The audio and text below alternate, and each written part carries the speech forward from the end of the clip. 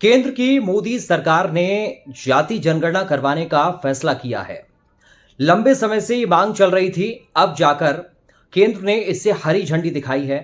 अब जातिगत जनगणना के इस ऐलान ने पूरे देश की राजनीति में हलचल पैदा कर दी है। बड़ी बात यह है कि विपक्ष इसे अपनी जीत के रूप में देख रहा है। उसका तर्क है कि कांग्रेस और दूसरी पार्टियां लंबे वक्त से ऐसे में केंद्र पर दबाव बना रही थीं, तब जाकर जाति जनगणना का ऐलान हुआ।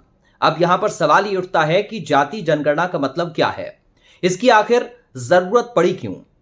तो जाति जनगणना का सीधा मतलब होता है कि देश में किसी जाति के कितने लोग हैं, इसके स्पष्ट आंकड़े सामने रखे जाएं। देश में जातिगत जनगणना पहले भी हुई है, लेकिन तब ओबीसी को इसमें शामिल नहीं किया जाता था।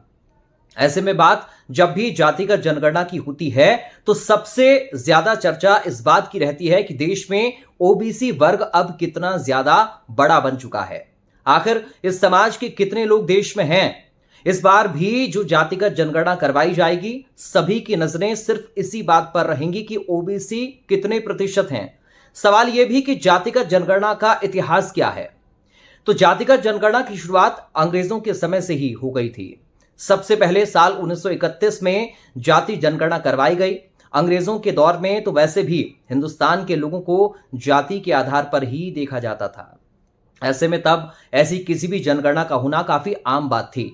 वैसे एक बात तो तब भी तय कर दी गई थी कि हर 10 साल में जातिगत जनगणना करवाई जाएगी। अब ऐसे में 1941 में भी इस प्रक्रिया को किया गया, लेकिन तब आंकड़े सामने नहीं रखे गए और तर्क यह दिया गया कि जाति आधारित टेबल तैयार नहीं हो पाई, आंकड़े भी जारी नहीं हुए।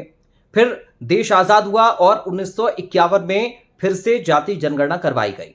यहां पर पहली बार बड़ा खेल हुआ। इतने बड़े सर्वे में ओबीसी वर्ग को शामिल नहीं किया गया। 2011 तक ऐसे ही चलता रहा। जनगणना तो हुई, लेकिन ओबीसी वर्ग को लेकर ज्यादा जानकारी सामने नहीं आई। एक सवाल यह भी है कि जातिगत जनगणना की जरूरत अब क्यों पड़ी है।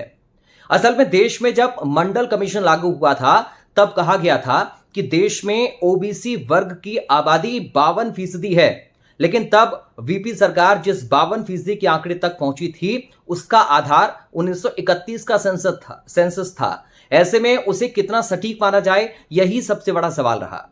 तर्क दिया गया कि देश में समय के साथ ओबीसी की आबादी बदल चुकी है। अब ऐसे में 52% का आंकड़ा कितना सही माना जाए। सवाल उन पार्टियों द्वारा सबसे ज्यादा उठाया गया जो चाहते थे कि जातिगत जनगणना करवाई जाए। वैसे सुप्रीम कोर्ट ने भी अपने एक फैसले में साफ कर दिया था कि सरकारी नौकरियों और शैक्षणिक संस्थानों में आरक्षण की जो सीमा है वो 50% से ज्यादा नहीं हो सकती है। अब ऐसे में जातिगत जनगणना की बात करना भी जरूरी हो जाता है, क्योंकि इसका विरोध करने वाले मानते हैं कि अगर ओबीसी की आबादी ज्यादा निकली तो 50% की सीमा भी तोड़ दी जाएगी। कुछ का तर्क तो यह भी है कि ऐसे किसी भी सेंसस से देश में और ज्यादा बंटवारा हो जाएगा। लेकिन क्या जातिगत जनगणना से कोई फायदा है? तो जातिगत जनगणना का जो लोग समर्थन करते हैं, उनका साफ तौर पर यह मानना है कि एक सेंसस से पिछड़े अति पिछड़े वर्ग के बारे में काफी कुछ पता चलेगा। उनकी शैक्षणिक, सामाजिक, राजनीतिक और आर्थिक स्थिति आखिर क्या है, इसको लेकर स्पष्टता आएगी।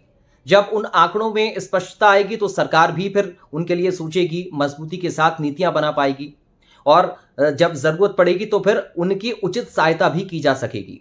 हालांकि बीजेपी की जाति जनगणना को लेकर जो विचारधारा है वो बदलती रही है।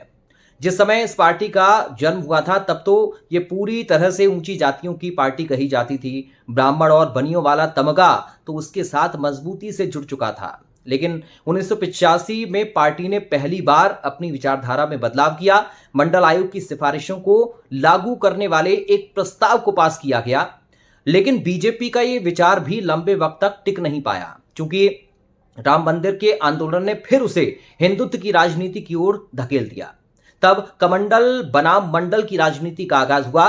अब कई सालों तक बीजेपी ऐसे ही राजनीति करती रही। उसे हिंदुओं की कई जातियों का वोट तो मिला, लेकिन ओबीसी उससे दूर जाता गया। ऐसे में केंद्र में जब पहली बार मोदी सरकार आई, तब इस वर्ग को साधने की तैयारी शुरू हुई।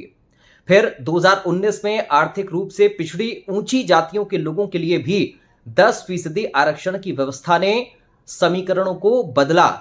अब बीजेपी ओबीसी वोटर्स के बीच में खासा लोकप्रिय हो चुकी है।